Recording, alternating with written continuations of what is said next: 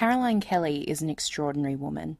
Originally a business analyst with Canon, Caroline met and married Avner Namani in 2005. In late 2007, they received devastating news. And then we found out on the car journey back, we were driving back from, he had had a biopsy, and the specialist called and said it was inoperable pancreatic cancer. I almost crashed the car. It was just such a shock, and we went home and we cried. That first night we cried and cried. It was really hard to know that the end was coming, and not to be able to do much about it. Avner passed away in October 2008. Just before his death, he and Caroline founded the Avner Foundation.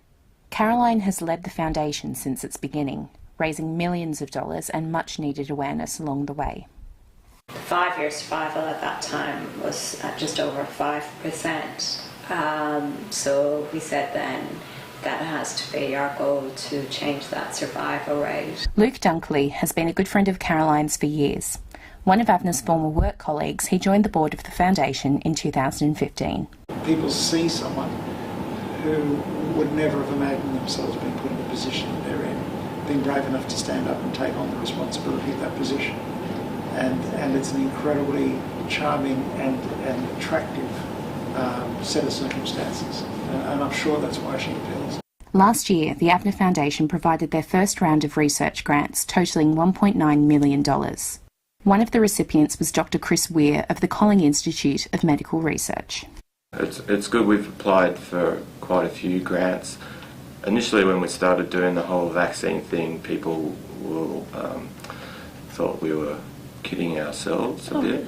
But now immunotherapy and cancer vaccines and stuff has been taken quite seriously. Each person's tumour probably has its own mutated proteins which are distinct, and we hope with the vaccine we can teach the immune system to recognise them as foreign and help at least slow the growth of the tumour, if not eradicate it. It's one of the most devastating things. There's no early detection or stuff like that, so you're dealing with maybe a stage 3 or stage 4 cancer by the time it's picked up. So again, it's very hard to treat like that. A major change Caroline made after Avner's death was her career. With a background in accounting, Caroline shifted her focus solely to the non-profit organisation sector and hasn't looked back. My accounting skills, they're all valuable in any organisation, and they're good to have. But apart from that, it is a very different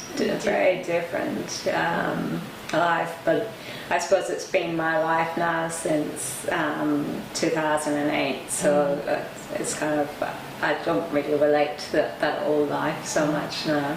What's been amazing about this story is that Caroline has become a sort of accidental heroine.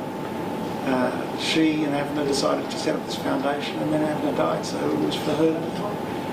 And against all of her instincts, I think, to fade into the background, to support, but not attract to the spotlight, she's had to go out there in the spotlight. And I think that's part of why people so want to support her.